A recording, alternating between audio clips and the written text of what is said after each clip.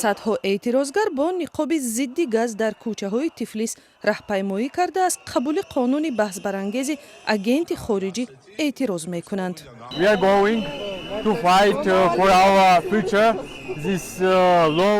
мо барои ояндаи худ мубориза мебарем. қонун рӯ ба Русия аст ва роҳи моро ба Аврупо мебандад. мо то охир мубориза мебарем. қонун мегӯяд агар беш аз 20% маблағи кори созмони ҷамъиятӣ аз хориҷа бошад, он бояд чун ташкилоти зери нуфузи хориҷӣ сабт шавад. ҳукумат мегӯяд аз таъсири хориҷӣ пешгирӣ мешавад. мунаққидон мегӯянд қонун мисли Русия озодии баёнро саркӯб мекунад. беш аз 1 моҳ аст Гурҷистон бо 3.7 миллион аҳолиаш шоҳиди азимтарин эътирозҳо шудааст.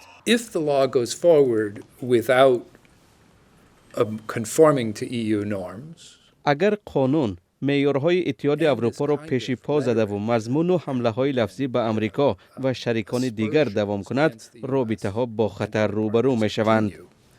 I think the relationship is at risk. мақомот дар Гурҷистон дар чанд рӯз даҳҳо нафарро боздошт карданд.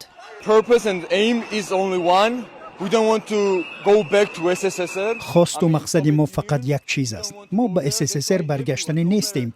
همین است که اینجا هم دانشجو، هم 1 سال خورده و هم جوانان رو میبینید. همین جاست. ما برای یک مقصد مبارزه میبریم.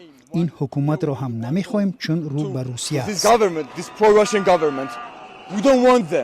گورجستان توانسته است در سیاست خارجی یک موازنت استراتژی را حفظ کرده با غرب برای رسیدن به آرمان‌های اروپایی کار کند و همگرمی مناسبات با مسکو را نگاه دارد.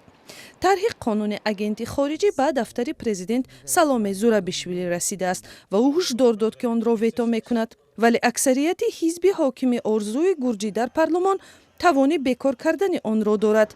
зурабишвили 14 рӯз фурсат дорад ки назари худро ба қонун баён кунад.